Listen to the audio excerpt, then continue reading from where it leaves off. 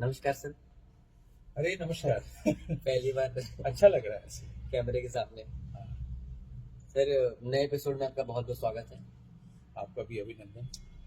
Sir, इस हफ्ते का इस एपिसोड का प्रश्न ये है कि विंसेंट की जो पुस्तक है, letters of Vincent van Gogh, तो पहले लेटर में वो अपने भाई थियो को बोल रहे हैं कि admire as much as you can, most people don't admire enough. और आप भी हमेशा बोलते हैं कि हमें चीज़ों को, आर्ट की चीज़ों को या लाइफ को अप्रिशिएट करना चाहिए, अप्रिशिएट करना आना चाहिए। वो तो एक अलग विषय कि कैसे अप्रिशिएट भी करें, कैसा प्यार भी करें। तो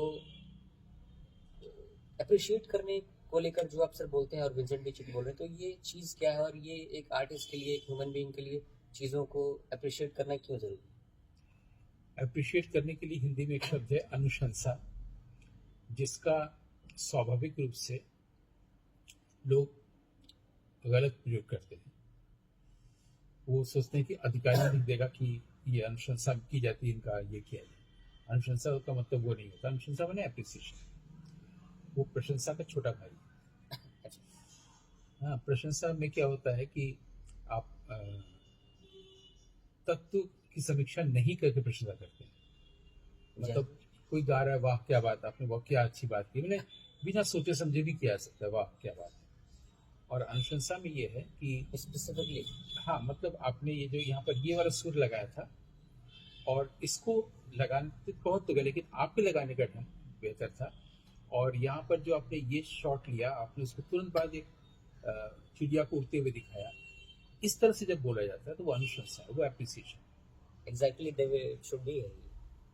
और प्रशंसा को माने तो कोई भी सामने मिल रहा है कि वाह क्या बात है, आपने कितनी अच्छी तो बात कुछ भी की, लगे, वाह ब्यूटीफुल, वाह। और वो जैसे ही मुड़ा, अरे इससे क्या, ये मतलब जब कोई, इसका मतलब है कि जब कोई अनुशंसा करेगा तभी हम सही मायनों में देख भी पाएंगे कि उसने ठीक तरीके से उसको और देखा, वो सुना या और वो पीछे मुड़ के फिर आलोचना नहीं करेगा। यहाँ पर एक और चीज है,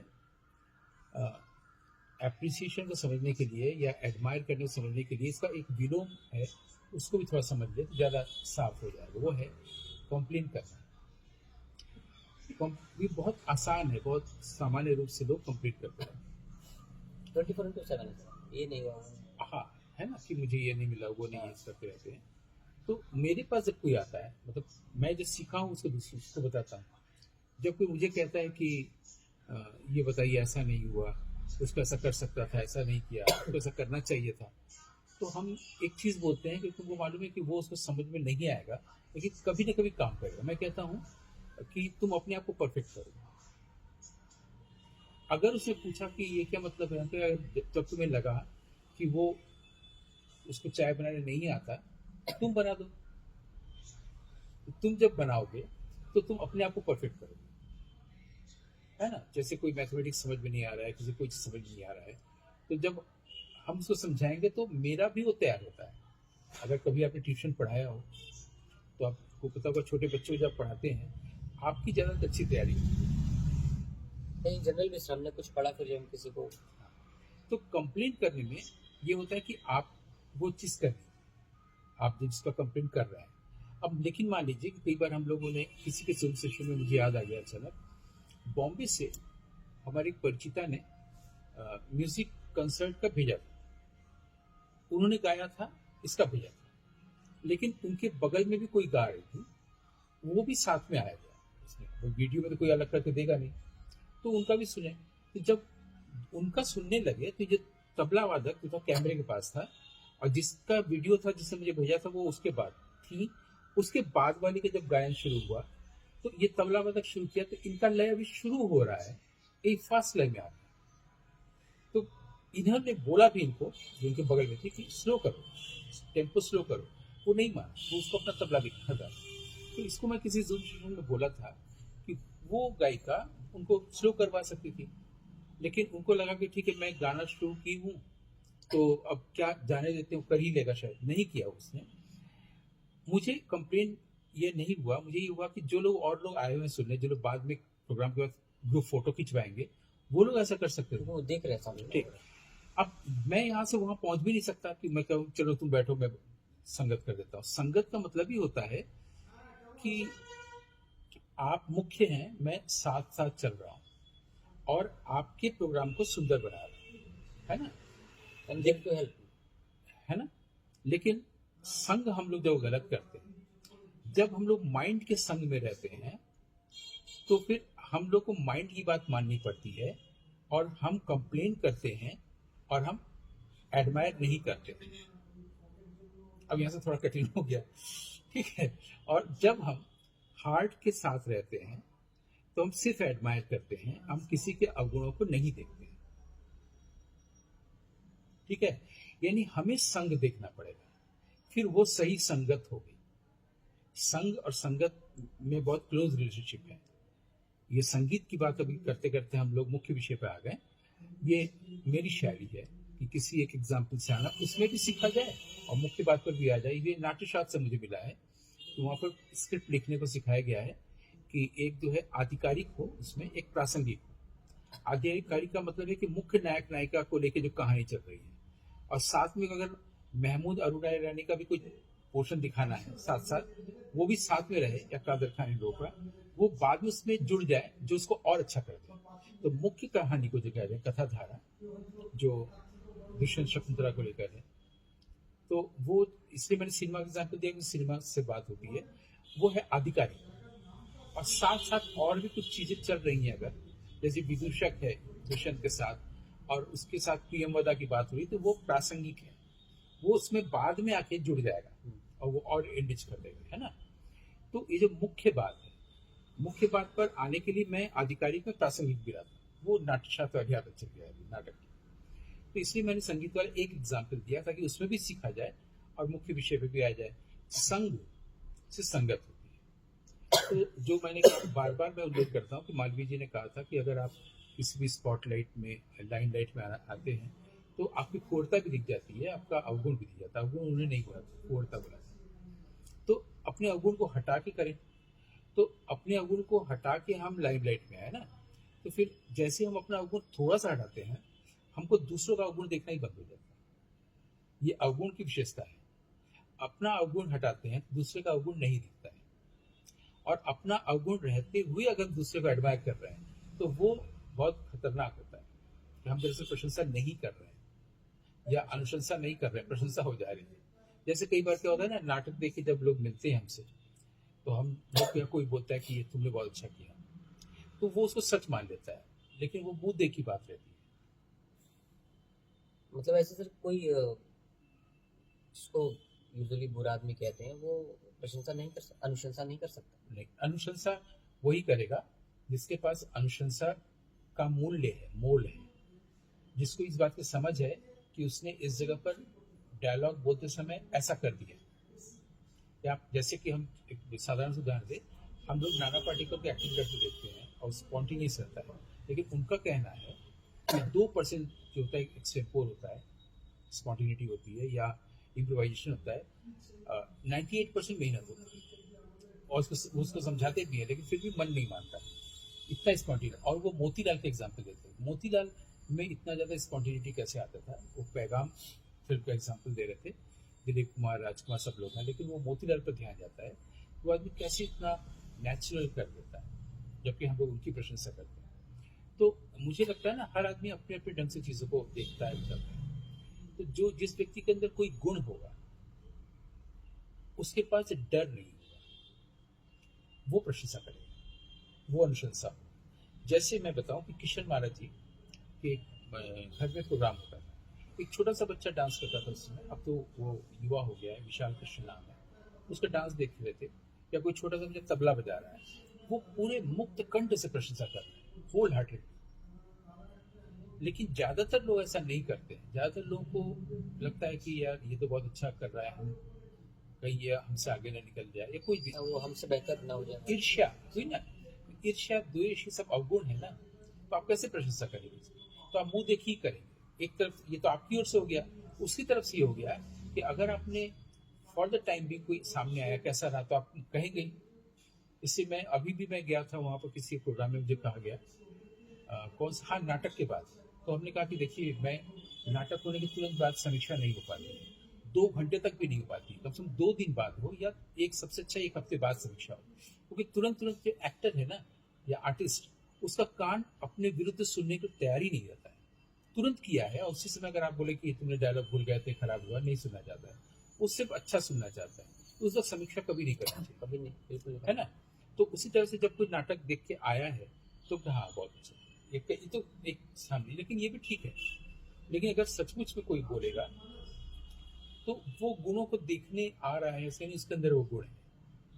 हमारे अंदर अवगुण होगा तो हम अवगुण देखेंगे, हमारे अंदर गुण होगा तो गुण देखेंगे। लेकिन अगर कोई प्रोग्राम लग रहा है कि वो गलत हो रहा है, जैसे कि लय वाली बात बताई हमने, या और भी चीजें कि स्पेलिंग मिस्टेक्स है इंग्लिश में या बोलने में, है ना, जैसे आदमी, हम भी बहुत जल्दी बोलते हैं तो कई शब्द रह जाते हैं।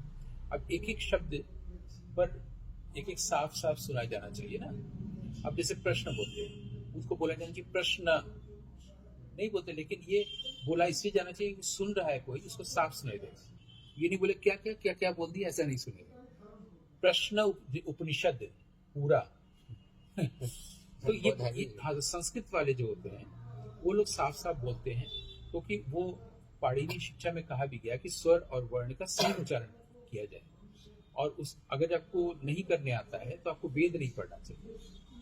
वेद पढ़ने के लिए जो 6 चीजें कही गई हैं, आपको 6 चीजें पहले आनी चाहिए। उसमें एक है कि शिक्षा, शिक्षा भी कई होते हैं, नारदीय शिक्षा है, पाणिनीय शिक्षा है, याज्ञवल्क्य शिक्षा है।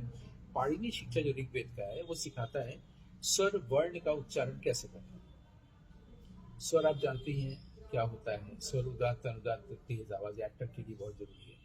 वर्ण का मतलब अक्षर।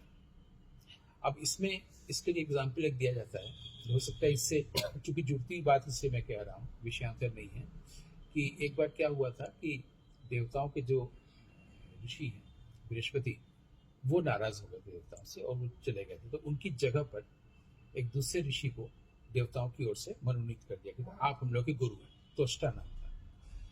बाद में पाया गया कि ये हम लोग के लिए कर तो रहे, कि ये राक्षसों से भी मिले हुए हैं। तो इंद्र को गुस्सा आ गया, तो उन्होंने इसको खत्म कर दिया। अब क्या है कि वो, उनको बुरा लगा उनके पिता को, तो उन्होंने कहा कि यज्ञ किया जाए इंद्र को मारने के लिए। तो यज्ञ जो पाठ हो रहा था तो वो मंत्र उच्चारण हो रहा था, तो उसमें यह था कि इंद्र के शत्रु की वृद्धि हो। इंद्र का जो शत्रु है, मान लीजिए वृत्तासुर है या तारकासुर है, जो भी है, तो उसकी वो वृद्धि हो उसकी, ताकि वो इंद्र को मार दे। तो उसमें जो था कि शत्रु वृद्धि, तो शत्रु वृद्धि एक्चुअली में क्या कहते हैं, स्वर और स्वर जब जुड़ता है तो संधि कहते हैं, शब्द और शब्द जब जुड़ता है तो समास कहते हैं। बचपन में ऐसे नहीं पढ़ाया जाता, इसलिए कठिन लगता है संस्कृत। अब स्वर और स्वर, जैसे और अ मिलकर आ हो गया, है ना, ई मिलकर ई हो गया, ई कोई अच्छी, अ मिलकर आ, अका सवर्ण दीर्घ, ये बहुत रवि धन इंद्र बराबर रवि इंद्र, ऐसा होता है ना। समास का मतलब हुआ माता और पिता, अलग पास पास कर दी, माता पिता सामासिक पदावली, ठीक। तो शत्रु वृद्धि था। अब शत्रु की तरफ से देखिए तो वो बहुव्रीहि समास है, और अंत में अगर देखिए तो वो तत्पुरुष समास है। उसने क्या किया, शत्रु वृद्धि पर जोर दे दिया, तो वो इंद्र की तरफ चला, इंद्र की वृद्धि हो गई, और यजमान जो था उसी को वही मर गया, यानी गलत उच्चारण से।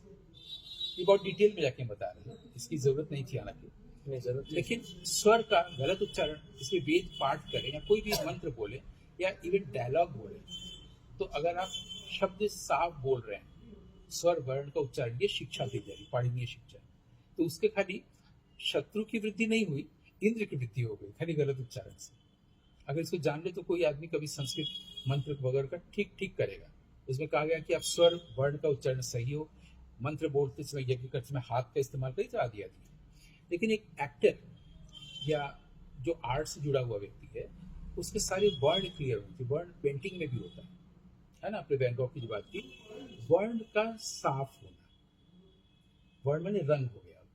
अब तक वर्ण का मतलब अक्षर था, उसके लिए हमारे चित्र सूत्र में भी एक टेक्निकल टर्म है वर्णिका भंग। वर्णिका भंग का मतलब लोग नहीं समझते, टीचर्स भी नहीं पढ़ा पाते, विद्वान भी नहीं पढ़ा पाते। वर्ण का मतलब कलर, भंग का मतलब भंगिमा, रंगों की भंगिमा। रंगों की भंगिमा का मतलब है जिसमें मूवमेंट आए। जैसे आप वैन गॉग की पेंटिंग देखेंगे, उसमें बहुत सारी ग्रेन्स है, फसल है, और बहुत तेज हवा चल रही है, तो दो ही जगह दिखती है, एक मिरर के फर्स्ट सीन में जिसमें वो महिला बैठी हुई है बांस की वो है और दूर से डॉक्टर आ रहा है, उसमें हवाएं तेज चलती हैं और मीनिंगफुल हो जाती है हवा को तेज चलना। वो आता है, फिर वो गिर जाता है, फिर वो जा भी जाए, फिर पलट के देखता है, फिर हवा तेज चल रही उसी वक्त। और वैन गॉग की पेंटिंग में दिखता है कि सारे फसल ऐसे हो गए, एकदम लाइव हो गया ना।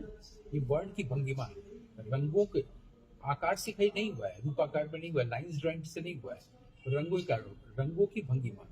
जबकि हमारे यहाँ का शब्द है वो वर्णी का भंग। तो मुझे लगता है कि एक एक चीज पर जो इस तरह से देखता है, वो जब किसी चीज की प्रशंसा करेगा तो प्रशंसा कैसे करेगा? वैन गॉग की पेंटिंग है, वैन गॉग बड़ा सा नाम है, और वाह कितनी अच्छी पेंटिंग, क्यों अच्छी है? अभी जैसे हम लोग कोई ऋत्विक घटक को बात कर रहे थे, किसी एक ने बोला, हम 5-6 लोगों में से, कि सिर्फ कुमार शानी है जिन्होंने ऋत्विक घटक अपने गुरु से लिया उनकी फिल्म। किस कैसे आपको पता चला? मैं किस फिल्म में कहां पर लिया? आप बताएंगे ये ऋत्विक घटक ऐसा करते थे, कुमार शानी ने इस शॉट को ऐसा किया। वो ऐसे करके बताना, प्रशंसा करना। और जैसे मैंने भी बताया कि ऋत्विक घटक की फिल्म में देख रहे हैं कि एक नायक एक नायिका ऐसे बैठे हुए हैं और हम लोग देख रहे हैं पूरा जो पृष्ठभूमि है वो यूकेलिप्टस का पेड़ है, और हम लोग पीछे से नायक नायिका को देख रहे हैं, वो बैठे हुए हैं शांति से, खामोशी है, कोई आवाज नहीं। और ये जो नायिका है जब ऐसे इनके तरफ घूम रही तो हम लोग हल्का सा चेहरा देख रहे हैं, और इनका देखा तो वो प्रोफाइल आ रहा है, लेकिन वो प्रेम की अभिव्यक्ति होनी है थोड़ी देर बाद। तो प्रेम की जब अभिव्यक्ति बोलते हैं वो खुद संकोच में इतना ज्यादा है, तो कैमरा सामने से क्यों ले? ये बात अभी तक किसी के ध्यान में नहीं आई थी जब से फिल्में बनी। वी शांताराम के जमाने से लेकर के और चार्ली चैपलिन होते हुए ऋत्विक घटक तक, सत्यजीत रे में भी नहीं, कहीं नहीं, एंटोनियोनी में भी नहीं है। एंटोनियोनी थोड़ा सा ऊपर रखते हैं नायिका के पीछे से, लेकिन ऋत्विक घटक ने जो दिखाया, और उसके तुरंत बाद जब वो लड़की ने बोल दिया है, अब फेस जब दिखा रहा है, तो वहाँ पेड़ों के बीच में पेड़ों की छाया भी है, अब वो छाया उसके चेहरे पर खेल रही, डांस शुरू हो गया, वर्णी का भंग। तो हमको रशोमन याद आता है कि जो बैंडिट है, डकैत, उसके चेहरे को छाया। अब ये जो छाया उसके पास से गुजरी पत्तियों की, इसको उन्होंने पार्ट्स लाके किया था सिनेमाटोग्राफर ने, रशोमन ने मिरर से किया था। वो साफ यहाँ ऋत्विक घटक में लग रहा है मिरर नहीं है। क्यों ऋत्विक घटक बड़ा है? तो ऋत्विक घटक की अगर मैं प्रशंसा कर रहा हूँ तो बता रहा हूँ इस कारण से ना, ऐसे एग्जाम्पल देके एडमायर करना इसको कहते हैं। एडमायर तो वही करेगा ना जो खुद, जिसके पास इन सब चीजों की समझ होगी, चाहे संगीत की हो, फिल्म की हो, या किसी भी चीज की हो। प्रशंसा हम लोग तभी करते हैं। यानी कि सब प्रशंसा करने के लिए भी योग्य, बिल्कुल। अनुशंसा करने के लिए भी योग्य बिल्कुल बिल्कुल करना पड़ेगा। फिलहाल प्रशंसा भी कहें हम लोग, तो प्रशंसा हम लोग करने के लिए हम लोग को उसकी भी योग्यता नहीं है, प्रशंसा करने के लिए भी योग्य होना है। और किसी भी चीज की, मतलब कोई बच्चा अच्छा गा रहा है घर में ही, या अच्छे से कोई चीज रख रहा है, कप प्लेट को अच्छे से रख रहा है, चाय को बहुत अच्छे से बना रहा है, फिर साफ कर दे रहा है गिर गया तो। आप देखो कई लोग कप प्लेट में जब लाते हैं उनका वो गिर गया होता है ना, और कई लोग चाहते हैं कि न गिरे, तो जो चाहते हैं कि न गिरे उसकी प्रशंसा की जानी चाहिए। और होता क्या है ना, प्रशंसा करने से ईगो नहीं बढ़ता है, उसका उसके पास जो अनुशीलन है वो अनुशीलन और बढ़ता है। जैसे सत्यजीत रे में अनुशीलन था, इतने बजे उठना, स्क्रिप्ट लिखना, स्क्रिप्ट के एक एक फ्रेम को स्केच करना, और यहाँ पर ऐसा होगा, सब कुछ पहले से प्री प्लान था या प्री स्ट्रक्चर्ड था। स्ट्रक्चर इसलिए नहीं हो कि स्ट्रक्चरिज्म भी हमारे यहाँ की बहुत इंपॉर्टेंट चीज़ है। आपको लेक्चर देना है तो आपका स्ट्रक्चर रहेगा कि मैं ये बोलूँगा, फिर ये बोलूँगा, फिर ये बोलूँगा, तो आपके लिए अच्छा रहेगा। इसे स्ट्रक्चर बनाना बहुत जरूरी है, फिल्म के लिए भी, सबके लिए। तो उनका वेल स्ट्रक्चर्ड था, वेल क्राफ्टेड, पहली कागज पर। और वहाँ नाना पाटेकर को कहते हैं, स्क्रिप्ट अगर मिल गया, लाइन्स याद हो गया, 30 दिन तक हम लोगों ने किया, तो फिर पूरा नट सम्राट का एक एक लाइन याद है, फिर आप कुछ भी करिए, ये वो बोल रहे हैं। सत्यजीत रे का ऐसा है, इनका जो है ऋत्विक घटक वो इंट्यूटिव है, वो एक दूसरा गुण, मुझे लगता है वो इससे बेटर है सत्यजीत रे वाले से। लेकिन सत्यजीत रे में अनुशीलन है, इतने बजे उठना है, इतने देर तक मुझे पढ़ाई लिखाई करनी है, इसके बाद मुझे रविशंकर जी से संगीत पर बात करनी है, पूरा इस बीच में शराब नहीं पीना है, सिगरेट की जगह पर मुझे पाइप लेना है, सब कुछ ऐसा है। ड्राइंग आना चाहिए, इसके बाद ये नहीं करना चाहिए, ऐसा प्लेट में चाय न गिरे छलक के करता, ऐसा। तो एक अनुशीलन की भी मर्यादा होती है ना, आप किसी व्यक्ति से कैसे बात कर रहे हैं, कैसे मिल रहे हैं, ये तरीका। आप ज्यादातर देखिएगा मूलतः इंसान अच्छा है और स्वभावतः इंसान असभ्य है। वो आप गाड़ी लेके जा रहे हैं, वो ऐसे खड़ा है, तुम जैसे मर्जी जाओ, हम तो ऐसे ही रहेंगे। कदम कदम पर ये असभ्यता दिखेगी आपको। अभी अब एक जने से मिलके आ रहे हैं, वहाँ पर एक दूसरे गुणी कलाकार मिल आए, वो हमेशा कैलेंडर बोलते हैं, मैं अभी अभी वहाँ से या बोल के आ रहा हूँ नाट्यशास्त्र पर, वहाँ पर ये परसों वहाँ जा रहा हूँ, इस फ्लाइट से, ये बोलते रहते हैं। जब मैं जिनसे मिलने गया था उनसे बाद लौट रहे हैं, तो वो भी मुझे कह रहे ठीक है गौतम जी, और उनकी मिसेज भी कहीं, लेकिन वो अपना बोले ही जा रहे हैं, उनको ये भी नहीं मालूम। असभ्यता का आवरण ऐसा होता है। तो असभ्य कोई विद्वान भी हो सकता है, असभ्य कोई प्रोफेसर भी हो सकता है, असभ्य गुणी व्यक्ति भी हो सकता है। असभ्यता को हटाने में मदद करती है एडमायरेशन। अगर आप एडमायर कर रहे हैं उसी असभ्य व्यक्ति का, कि आप जब आपने जो साउथ इंडियन ढंग से ये पहना है बहुत अच्छा है, यहाँ पर आपने जो बोला ये गलत है, लास्यांग इसको नहीं कहते हैं, वो करेक्ट करेगा या कुछ भी करेगा, तो उसकी बुराइयां कम भी होगी। दूसरों को अपने अंदर भी आता है। आपके अंदर पहले से ही है, और उससे आपका मन अच्छा, आपका हृदय बहुत उत्फुल्ल हो जाता है। आप किसी अच्छे व्यक्ति की बात करेंगे, किसी संत की बात करेंगे, किसी गुणों की बात करेंगे, आप भीतर से बहुत खुश हो जाएंगे, आह्लादित हो जाएंगे, आनंद में आ जाएंगे। तो हमेशा गुणों की बात करनी चाहिए, और एडमायर इसलिए करना चाहिए। जब आप एडमायर करते हैं, आप बहुत प्रसन्न चित्त हो जाते हैं, और आपके भीतर एक पात्रता आती है जहाँ पर और गुण आए, और सारी अच्छी चीज़ें। अपनी पात्रता को, अपने कॉन्शियसनेस को प्योर करने और बढ़ाने के लिए एडमायर करना बहुत जरूरी है। नहीं तो आप खाली वैन गॉग की करेंगे, थियो की नहीं करेंगे, क्योंकि हमको थियो की भी करनी है। और आपकी कॉन्शियसनेस को ऐसे बढ़ा सकते हैं। आपने शुरू में एक लाइन बोला कि वैन गॉग की सारी किताबें, वो वैन गॉग की चिट्ठियों की किताब है। वैन गॉग की दूसरी वो मुख्य किताबें हम लोगों ने नहीं देखी, जैसे कि उनका क्या नाम है, जो कि माइकल जिन्होंने कि वो बनाया था Mona Lisa, Vinci, Leonardo da Vinci. हाँ लियोनार्डो डी विंची, उनकी अपनी डायरी थी, वो मुख्य किताब है ना। कई बार चिट्ठियों में भी अच्छी बातें आ जाती है भीतर की, डायरीज में भी आती है। तो और चीज़ों को ढूंढना चाहिए, हो सकता है उतना ही हम लोग के पास किताब छप के आई है, और चीज़ें भी। तो एडमायर करने का मतलब है कि अपनी चेतना को भी विस्तार देना, और जो आर्टिस्ट है उसकी चेतना को भी विस्तार देना। वो आपके एडमायरेशन को या आपके रिव्यू को पढ़ के अगला जो पेंटिंग बनाएगा या अपनी जबली फिल्म बनाएगा, उसमें वो उस ढंग से और सोचेगा, अच्छा करेगा। एडमायर करने का मतलब है अपने और उसके कॉन्शियसनेस को विस्तार देना, उसका जो आर्टिस्टिक टैलेंट है वो भी बढ़े, आपसे सीखे, और इस तरह से बढ़े उसका कॉन्शियसनेस आपका, दोनों एक हो जाए, आप दो न।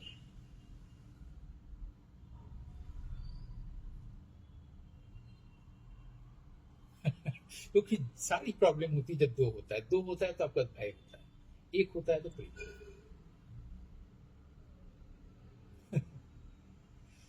ठीक है, ठीक है, thank you sir, this was such an enlightening episode. We will meet ये नेक्स्ट आप हर बार बोलते हैं, ये आप हमारी प्रशंसा करते हैं। स्पेसिफिकली। यहीं पर हम लोग विराम लें। यस। ठीक है, सुमित जी आपको बहुत बहुत धन्यवाद।